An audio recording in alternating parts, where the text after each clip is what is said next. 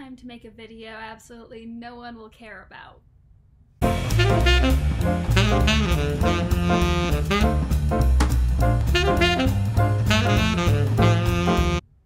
As a kid, I read a ton of books. I was the kid who was rushing to finish every test so I could keep flipping through whatever book I was in the middle of at the time while everyone else finished their work. I read practically every book on the shelves of every elementary school and middle school teacher I had throughout my life. And not only did I read the books once, I read them all multiple times.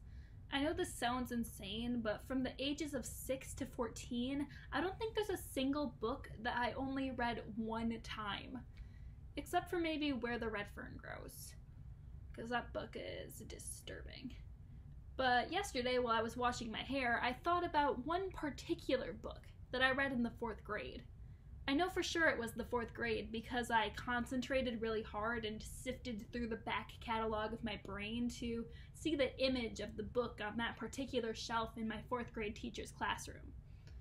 And thinking of the book filled me with a sense of instant fondness that for some reason I couldn't stop thinking about until I had written a 3-page review, which is what we're hearing now. Dan Gutman is a children's author known for many books throughout a career spanning more than 20 years at this point. Among his works are The $1 Million Shot, The $1 Million Kick, The $1 Million Goal, The $1 Million Strike, and The $1 Million Putt. He is also known for the so-called Baseball Card Adventure series, which includes such notable entries as Jackie and Me, Babe and Me, Mickey and Me, Jim and Me, Ray and Me, Roberto and Me, Shoeless Joe and Me, Ted and Me, Willie and Me, and more. Among his trademarks as a writer are baseball, sports in general, really repetitive title formulas, characters with quirky nicknames, and children in danger of getting murdered by mysterious adult strangers. I don't think anyone would consider Dan Gutman an A-list children's author, and he hasn't received any Newbery Medal nominations or anything like that. In the hierarchy of children's literature, I'd say most librarians would rank him somewhere between Andrew Clements and Jeff Kinney in terms of how okay they are with kids reading his stuff. You can also Skype call with him for $2,250. But if that's a little too expensive for you, don't worry. You can purchase his new ebook, Nip Nop, A Far-Fetched Fantasy, for only $5 online. Will Supreme Leader Twizzler and his moronic flunkies Kit Kat, Starburst, and Skittles bring the pleasure of ping pong to the citizens of Zubek? Or will he destroy planet Earth so that the Zubekans can become the ping pong champions of the universe? Sounds thrilling. But we're not here today to talk about Nip Nop, as much as I would love to. We're here to talk about my personal favorite Dan Gutman book, the one that I thought about while I was washing my hair in my apartment 3 weeks into my freshman year the other day. But before we talk about my favorite Dan Gutman book, first we have to talk about his most popular. During Donald Trump's 2016 presidential campaign, every talk show host from the grating and liberal Jimmy Kimmel to the congenial and spineless Jimmy Fallon were tearing him apart every night. On one particular night, August 21st, John Oliver decided to do so. But to liven things up a little bit, he decided to use a visual aid. He pulled out a small book from 1996, a book called The Kid Who Ran for President. The story is about a kid named Judson Moon, who for some reason looks exactly like young Justin Bieber on the cover of this edition. A 12-year-old who decides to run for president despite knowing nothing about how the government works. Yeah, you can see why John Oliver thought it would be a good metaphor to use for Trump.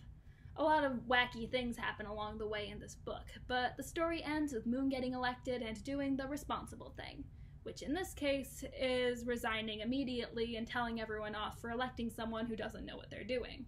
He says, "You want me as Commander-in-Chief of the Armed Forces? What if somebody attacked the United States? Would you really want me in charge? America must be in really bad shape if you elected me president. You'd better get it together and find some qualified people to run this country, or we'll all be in big trouble." Then he goes off and reconnects with his childhood best friend, who spent the entire book sad that he's growing up too fast and trying to be something he's not, leaving us all with the inspiring message, be careful what you wish for, and being president is really hard, guys. Of course, this nice little moral of being content with who you are in life is immediately retconned and destroyed in the sequel, the book I actually want to speak about today. The Kid Who Became President, released a convenient 4 years later, just in time for another election season. When I was in 4th grade, this was one of my favorite books, and I remember everything about it.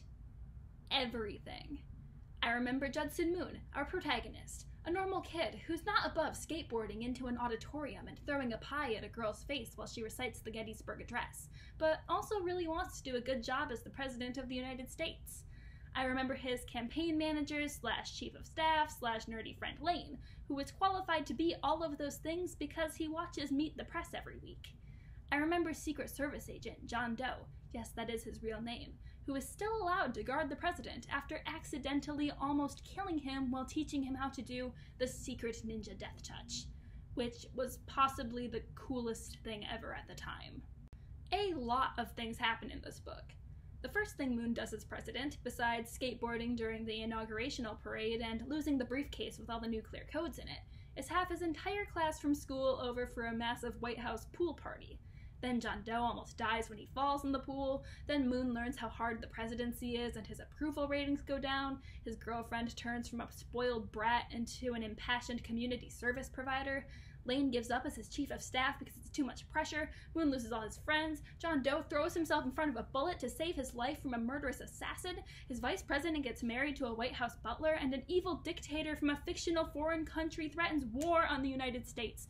And Moon asks the ghost of Abraham Lincoln what to do, and Ghost Lincoln tells him to be brave or something, so he decides to meet with the dictator alone, and they can't agree on what to do, so they have a video game battle to decide the fate of the world, and the dictator chooses this game from his country that isn't even released yet, and that he plays with his kid in his free time, and Moon barely beats him, but then the dictator tries to strangle him to death, and in his final moments, Moon thinks of his good friend John Doe lying in the hospital and disables the dictator using the very same secret ninja death touch that Doe taught him, which, did I mention, was already the coolest thing ever.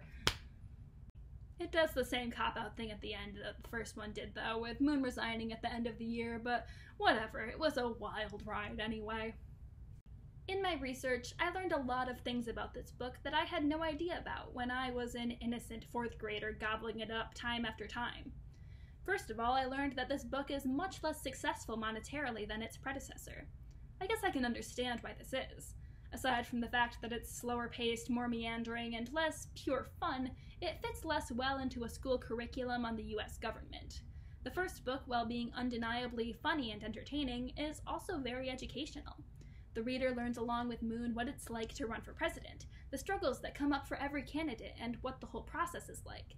I think I learned more about the presidency from this book than my entire high school government class. Dan Gutman even wrote a non-fiction pamphlet to go along with the teaching of the book in schools. The internet is full of horrifying school projects made by kids who learned about the United States election system through The Kid Who Ran for President. Dan Gutman does this thing where he updates the book every so often. This is definitely for the benefit of keeping the book relevant for school kids picking it up every 4 years around election season. I noticed these updates for the first time after downloading an ebook version of The Kid Who Became President. Unfortunately, I only have a physical copy of the first book.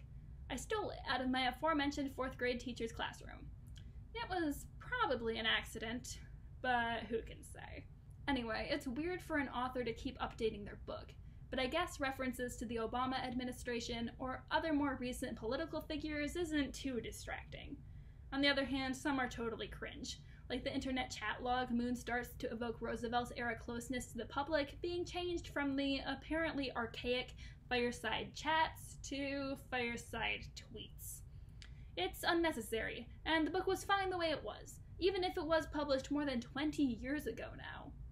Wow. There are quite a few negative reviews for this book on Amazon and Goodreads, more so than the original. Most of them are from either incredibly pedantic elderly educators and precocious and unbearable 11-year-olds, writing about how the book is misrepresentative of real life. I don't know what they were expecting from a book called The Kid Who Became President, but I recommend a little reading tactic called suspension of disbelief. Also, everyone says that the first one is better. I can see why they think that, but I also think this one is more subversive and has those memorable moments. And I agree that if you're looking at the first book as its own work, the retconning that takes place and complete betrayal of the first one's final moral that comes along with it are completely useless, and the sequel does not need to exist, but it does, and it's great, okay? So shut up. Not only was this book undeniably cool to me for some reason, it was also funny, and all of the characters felt real to me.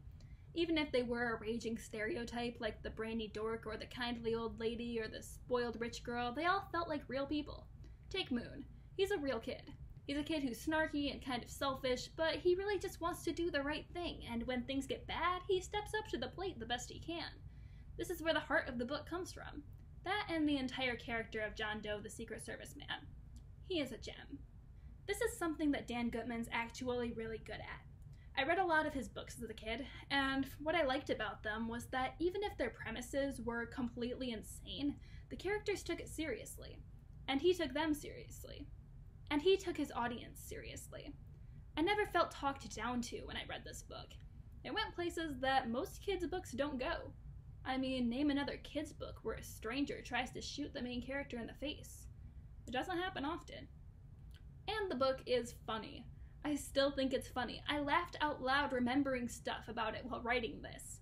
Like the scene where Moon goes to his celebration dinner after he gets elected with the foreign dignitaries, and he hates all of the fancy food they serve there, so he goes back to the White House kitchen to find some food in the middle of the night after the party's over, and he accidentally locks himself in the giant refrigerator, and the newspaper headlines the next day are, "President locks self in fridge." I also recommend my other favorite Dan Gutman book, The Homework Machine. Another book with an implausible premise and dorky but lovable characters that gets strangely dark for a kid's book. It's about a misfit group of kids who invent a machine that does their homework, and how that secret that they share together changes their lives, and how each kid reacts differently to the pressure to succeed.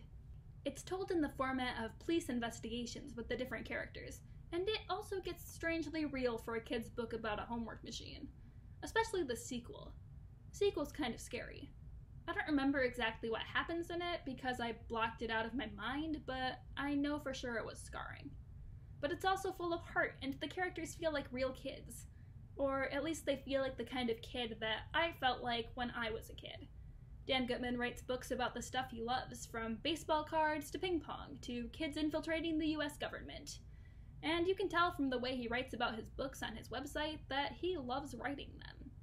He says that he tried to write for adults for a long time before he discovered that his real passion was writing for kids. He understands that kids like to read about kids who are funny and kids who feel realistic to them. So, thanks for this weird little book, Dan Gutman. I still don't know if I'm saying your name right. I mean, it seems like it'd be right based on the spelling, but is your name really Gutman? Who am I to judge?